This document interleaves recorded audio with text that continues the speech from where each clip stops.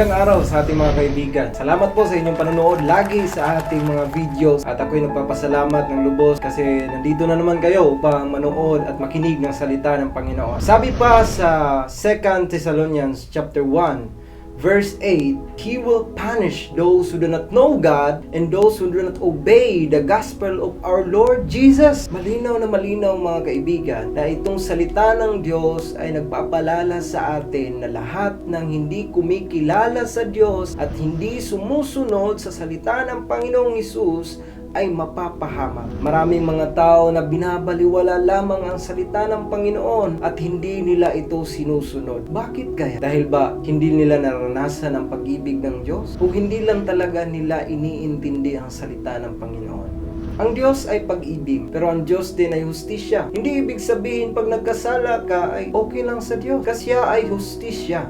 Na sa time na tayo ay nagkasala, hindi tayo nagrepent sa ating mga kasalanan at bumalik sa Diyos, tayo ay mapapahamak. Tayo ay paparusahan ng Diyos sa tuwing siya ay babalik na dito sa mundo. Kasi yung time na yun, yun yung final judgment. Yun yung lahat ng mga tao harap sa Diyos. Lahat tayo ay i-judge sa magitan ng ating mga gawa. Pero yung mga tao na hindi nila in-apply ang salita ng Panginoon, kahit alam na alam nila, sila ay magsisisi kasi darating ang panahon na marireceive nila ang parusa. Hindi po ito aksidente na narinig nyo itong word sa araw na ito. Ito po ay plano ng Diyos kasi habang may buhay, may pag-asa pa. Tanggapin mo ang salita ng Panginoon.